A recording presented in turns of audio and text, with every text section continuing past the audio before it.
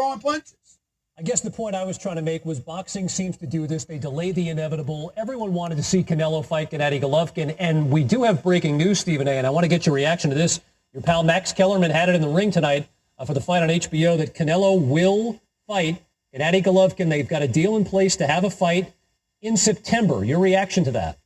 Well, Oscar De La Hoya promised me personally that that's something that would happen. Not only did he promise it to me off the record, he came on my radio show on ESPN radio and promised me. He came on First Take and absolutely promised on camera, with the cameras rolling, on the record, that these two would fight one another before 2017 expired. So obviously I anticipated that happening because I expected Oscar De La Hoya to keep his word. And if Canelo Alvarez is not the one running from a fighter, that means that the promoter, Oscar De La Hoya, who ran from no one throughout his professional boxing career, would be the one running. I didn't anticipate that that would last long. It's a big money fight. It's what everybody's clamoring for. It's what Triple G personally reached out to me and asked me to push and push and push for, along with other boxing lovers and avid boxing followers, because he desperately wants this fight. A matter of fact, Triple G told me personally that he felt like he had to take it light on some guys, because if he showed all of his arsenal, he might never get Canelo or anybody else to fight him.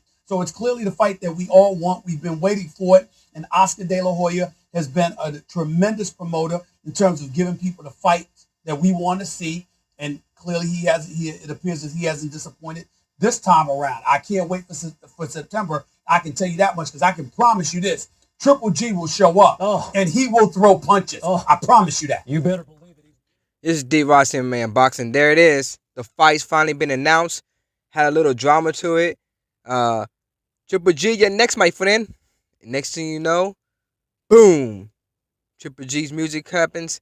Triple G walks to the ring. They face to face. There's no doubt at all that this fight is definitely happening. I was telling you guys, I was telling some other people this before. I was like, this fight's going to happen. They said they're going to happen last year. And Tom Loeffler said that the fight has always been an issue with money, never about weight. So the fight is definitely about to happen. Hopefully they whatever it is, they iron out the wrinkles and they get this fight going. Triple G is a one-man wrecking crew, man. I hope that Canelo's ready, because this fight with Chavez was not the tune-up that I think that they wanted. I think they wanted something a little bit more challenging. I don't think they wanted to lose the fight, but I think they wanted something to make him sweat a little bit, to give him more looks on the inside, to get him more tuned up, to sharpen his skills. And the fight, it just not a fight. It didn't happen. Julio would not throw any punches. It was just weird. It was like he was afraid to throw shots. And there was times where Canelo would sit on the ropes and he would let Chavez. He wanted Chavez to tee off, and Chavez would not do it. He was very tentative. I don't know if it was because of the weight gain or the weight drain, but it wasn't something that is going to ever look good on his resume. His legacy is forever tarnished. I think this is the end of the road for him. I think he's going to quit, and I hate to see it because he's one of my favorite fighters. I expected more from him, but he just didn't show it. The game plan was pretty bad. Nacho Beristain is really more of a boxer-puncher kind of coach, and Chavez is more of a brawler. Chavez can box a little bit, but he's more of a brawler. So maybe he picked the wrong trainer. I don't know. We're going to wait and see and hear the excuses after this. Canelo could not hurt him with any punches, but at the same time, whenever he hit Chavez, Chavez was definitely shooken up. He seemed like he was very tentative, didn't want to strike anymore, afraid of being countered. So perhaps he was weight drained, and the punches did affect him, and he was afraid to load up because he was afraid he was getting knocked out. I was in the middle of doing my usual pre-fight analysis when I saw videos of Julio out and about in Las Vegas the night before the fight, in the store buying $400,000 watches, eating ice cream, and that's when I said to myself, I'm not going to waste my time.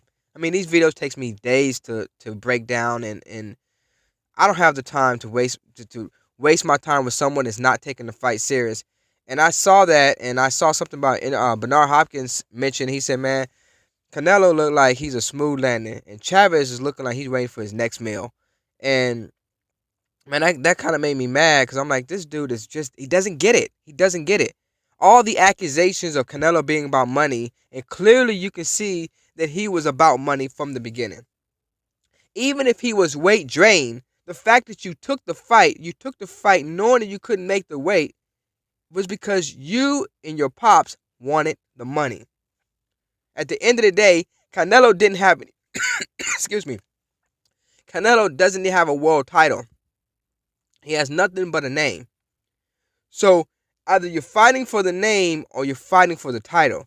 He's not forcing, I mean, a lot of people kept saying he's forcing him to come down and weight. You don't have to sign the dotted line. The question is, either you can or you can't. And I personally do not believe that Chavez, in his heart of hearts, felt like he could win this fight. I said in my other video, if y'all go back and watch my video of the HBO face-off, Chavez's body language was that of a defeated fighter, and he did not have the mindset that he was going to win the fight. And you can see in that interview the psychological warfare being waged. You can clearly see that the raging bull inside of Canelo was coming out, and that he was more tuned in for the fight than Chavez. That was from the HBO face-off. Y'all should go check out that video. I worked hard on that video. And that I left that to be my pre-fight analysis, because I felt like that suffice everything. I couldn't break down the video because it was more of a psychological thing for me. And that's why I dropped that video. And then I saw when they were face to face, and I was in the room with the guys, and I said, man, y'all see that? He's not looking him in the eye. They said, what? Why he need to look him in the eye? Is he going to bed with them? You know how dudes are. I'm like, nah. But if you've been talking all this mess, and you are ready to get in the war, and you ready to go show these people your Mexican style, why in the world are you looking to the side? What is wrong with you? What is your body language? If you can't get up for this fight, then you never will. And that's pretty much how I saw the HBO face-off. That's pretty much how I saw his body language. That's what I saw when him and his dad was running around Las Vegas, and he was eating ice cream trying to buy $400,000 watches the night before the fight. Man, you're not ready for that fight. You're not mentally ready for that fight. You're supposed to be in your hotel, resting your body, and trying to stay focused. You know, being relaxed. I'm not saying being in training, but being relaxed. But being out and about in the middle at night when you're supposed to be resting, what are you doing? Your mind is not ready. And that's what I saw in Chavez. And I hate to see that, because that's one of my favorite fighters, and I expect more from him because he has so much talent and so much skill. And yet this guy, threw all of that talent, all of that height, all of the capabilities, he threw it out the door. All because he can't focus. I don't know if it's drugs, which I think it is, but I hate to see that happen. But Gennady Golovkin is not going to be that type of fighter. So I hope Canelo is ready, and I hope he got the tune-ups he needs. Liam Smith was a version of a mix between Canelo and Gennady Golovkin, but he doesn't have Gennady's punching power. Chavez Jr. was supposed to be something like a Gennady Golovkin, but he didn't come up to fight. So I don't think this is what Golden Boy anticipated. I think they wanted to win the fight, and they knew that they had a sharper fighter, but I don't think that Golden Boy anticipated him not showing up, because after all, that ruins the Golden Boy brand. Not only does it ruin the Golden Boy brand, but your fighter doesn't get the sharpening that he needs. The only thing he got was the couple times he did get hit with some shots, which I thought it visually hurt him. So that gets him more acclimated from getting hit by a bigger guy. But Chavez didn't throw enough punches, so it didn't serve Canelo any purpose at all. This fight meant nothing to him.